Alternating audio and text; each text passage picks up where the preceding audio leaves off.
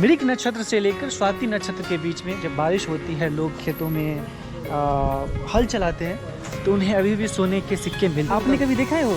देखा है। आपने देखा है? अपने आंखों से देखा है? ओह, कुछ शिला हमें देखने को मिलता है आगे की तरफ। विक्रमादित्य राजा थे ना, हाँ हाँ, उनकी ये कैपिटल थी। मृत्यु हो गई थी तो उनकी पत्नी इस स्थान पे आई थी मच्छिंद्रनाथ से आशीर्वाद लेने। नवनाथ नामक पुस्तक में हमें इस बात का उल्लेख मिलता है। दोस्तों, इस वक्त हूँ मैं कोल्हापुर शहर से 15 किलोमीटर की दूरी पे स्थित बीर गांव में, जहाँ पे मैं निखिल भाई के पिताजी के साथ में आया हुआ हूँ। और यहाँ पे मैं इस मंदिर के एक प्रसिद्ध शिव मंदिर पे आया हुआ हूँ, जहाँ पे रघुनाथ पाटिल जी आए हुए हैं जो किसी गांव के रहने वाले हैं, और वो मुझे इस गांव के बारे में और इस मंदिर के बारे में बताने वाले। तो ये निखिल भैया के पिताजी हैं जो मुझे यहाँ पे लाए हैं, बीर, जो कि कोल्हापुर शहर से 15 किलोमीटर की दूरी पर होगी। और ये रघुनाथ पाटिल जी जो कि आप इसी गांव के निवासी है, बीर के ही। आप कितने समय से रह रहे हैं इस गांव में? कितने दिनों से इस गांव में रह रहे? कितने सालों से? किती वर्ष झाली तुम्हाला इथं राहून? आता माझं रनिंग 75 75 ईयर। 75 सालों से आप रह रहे हैं। तो आपने जो बताया कि 50 वर्ष हो, इथं 50 वर्ष मी वाढते, याच्या अंडर पन्हाळा आणि कोल्हापूर होतं। इसके अंडर पनाला और कोल्हापुर ओके, इन्हीं के अंडर थे। यांच्या अंडर होते। मुख्य पन्हाला और फोर्ट पन्हाला फोर्ट, जहाँ पे हम गए थे लास्ट वीडियो में आपने देखा होगा। कोल्हापुर पन्हाला और कोल्हापुर के अंदर थे, इन्हीं के अंदर में थे जिन्होंने इस मंदिर की स्थापना की थी। क्या नाम बताया था उनका आपने? चोल साम्राज्य ना, शिलाम साम्राज्य। शिलार राजा भाऊ, शिलार व 3 राजे होऊन गेले।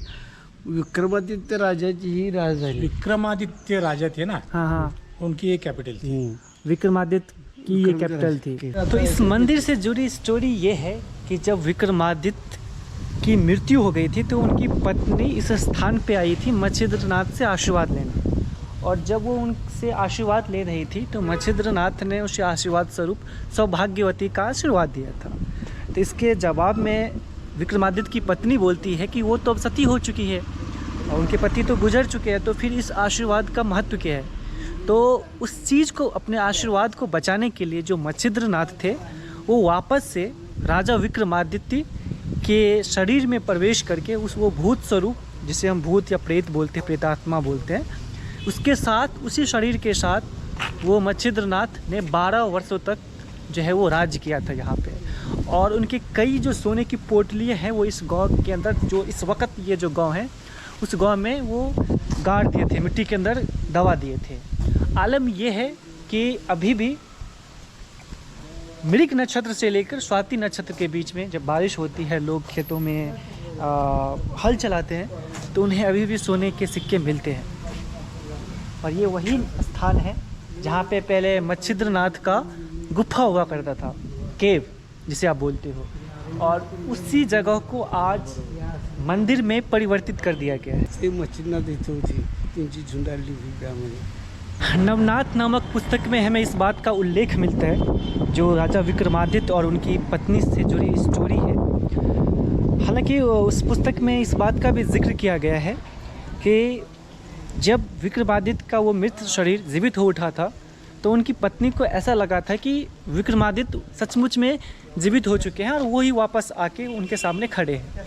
और उसे इस बात का एहसास नहीं था कि विक्रमादित्य के शरीर में मच्छिंद्रनाथ की आत्मा है। तो और जब उसे इस बात का मालूमात हुआ कि राजा विक्रमादित्य के शरीर में मच्छिंद्रनाथ की आत्मा है, तो उन्होंने उसके शरीर के कई टुकड़े काट करके उसे यहाँ पे कई जगह फेंक दिया था। और वापस से उसके जो शिष्य थे मच्छिंद्रनाथ के, उन्होंने उस टुकड़े को इकट्ठा किया और इकट्ठा करने के बाद वो यहाँ से चले गए थे।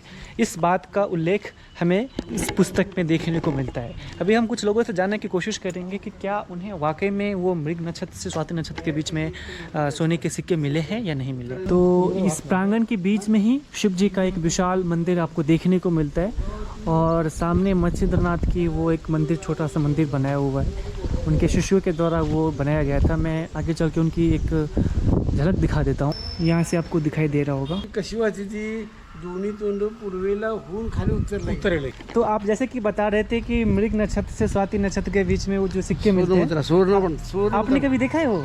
देखा है। आपने देखा है? देखा। अपने आंखों से देखा है? हो। इथं माझं धन द्यायची, तिथं लोकांना आई गेलं नाही।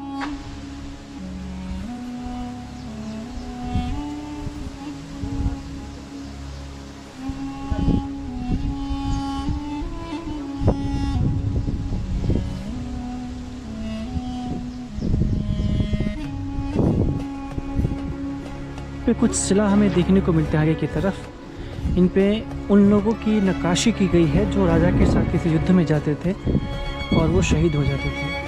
तो उनकी जो है तस्वीर, उनकी जो प्रतिमा है वो इस शिला के ऊपर में बना दिया गया है। और अभी हम आ चुके हैं गांव के ही एक दूसरे हिस्से लक्ष्मी तालाब के पास।